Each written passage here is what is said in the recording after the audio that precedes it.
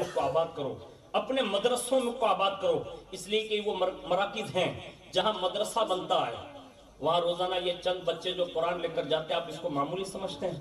اللہ اکبر۔ میں آپ کو بتاؤں نا کہ ایک مدرسے میں جانے والے بچے کی کیفیت کیا ہوتی ہے، آپ سن کے حیرت کریں گے۔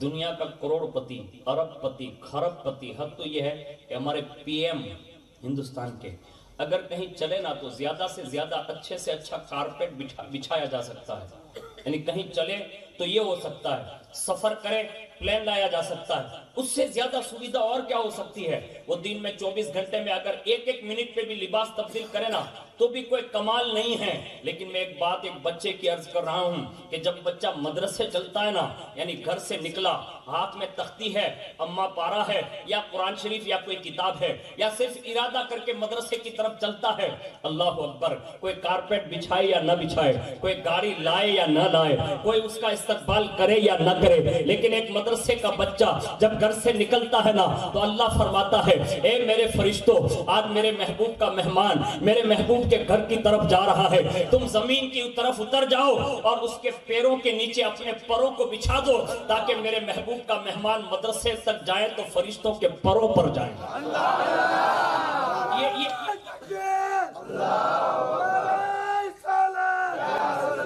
یہ صرف ایک مدرسے میں جانے والے بچے کی کیفیت ہے، اور پاور کتنا رکھتا ہے؟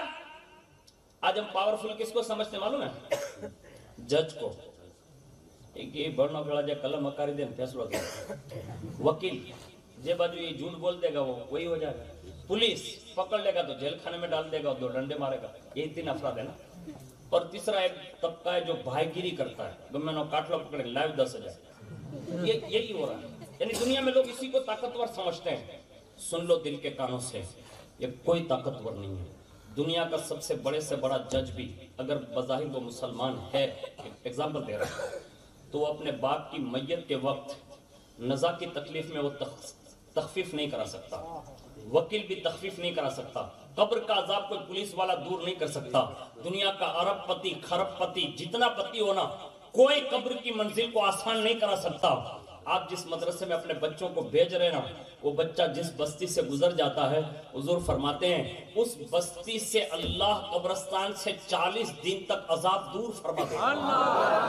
یعنی ایک طالب علم جو قرآن پڑھتا ہے اس کی شان یہ ہے کہ 40 روز تک قبر کا عذاب ہٹا لیا جاتا ہے۔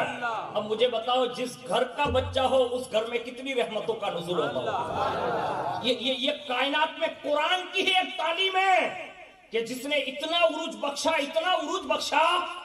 کائنات میں ایک جملہ کہا جاتا ہے کہ اگر اسلام میں دوسرا عمر بن خطاب پیدا ہو جاتا تو کائنات ساری کی ساری مسلمان ہو جاتا۔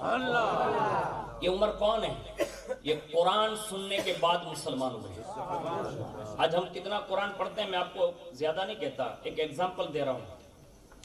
ہمارا جتنا وقت صرف اس میں بیتتا ہے نا، اگر اس میں سے 5% بھی اگر ہم قرآن کو دے رہے ہیں نا تو میں یہ سمجھتا ہوں یہ آپ کی بہت بڑی عبادت ہو سکتی ہے۔ لیکن ہمارے پاس قرآن پڑھنے کا وقت نہیں ہے۔ قرآن کو آپ معمولی نہ سمجھیں، مدرسے کو معمولی نہ سمجھیں، نماز کو معمولی نہ سمجھیں، اس لیے کہ غوث پاک خود فرماتے ہیں کہ میں پڑھتا رہا پڑھاتا رہا یہاں تک کہ اللہ نے مجھے کتب کی منزل پر فائز فرما دیا۔ اور آپ نے اتنی مشقتوں میں پڑھا، اتنی محنت اور مشکلوں کے بعد پڑھا کہ دنیا اس کا تصور نہیں کر سکتی۔